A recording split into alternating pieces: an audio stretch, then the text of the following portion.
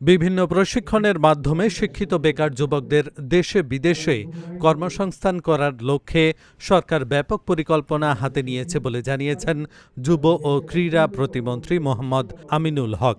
বুধবার দুপুরে সাভারের যুব উন্নয়ন একাডেমিতে কৃত্রিম বুদ্ধিমত্তা ভিত্তিক প্রশিক্ষণ কর্মশালা 2026 উদ্বোধন শেষে সাংবাদিকদের সাথে আলাপকালে তিনি একথা বলেন।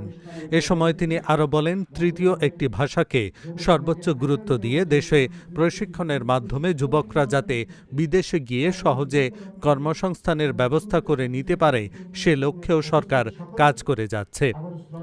যুব অধিদপ্তরের মহাপরিচালক ডক্টর গাজী মোহাম্মদ সাইফুজ্জামানের সভাপতিত্বে এ সময় বিশেষ অতিথি হিসেবে উপস্থিত ছিলেন যুব ও ক্রীড়া মন্ত্রণালয়ের সচিব মাহবুবুল আলম।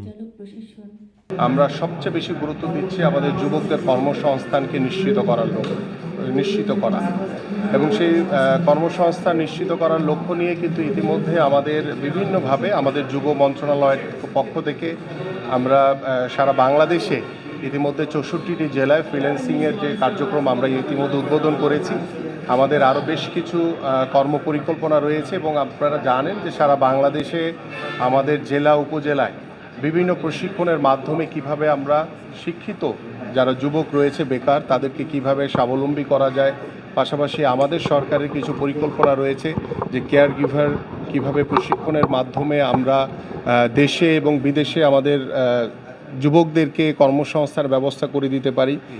আমরা তৃতীয় একটি ভাষাকে সর্বোচ্চ গুরুত্ব দিয়ে সেই ভাষার মাধ্যমে আমরা কিভাবে আমাদের দেশে প্রশিক্ষিত হয়ে যারা বিদেশে বিভিন্ন কর্মসংস্থানের জন্য যায় তাদের সেই ভাষা প্রশিক্ষণ যদি আমরা আগে থেকে দিয়ে দিতে পারি তাহলে তারা তাদের যে কার্যকারিতা বা তাদের যে কর্মক্ষমের যে জায়গাটি সেটা তারা খুব সহজভাবে তারা সেখানে কাজ করতে পারে।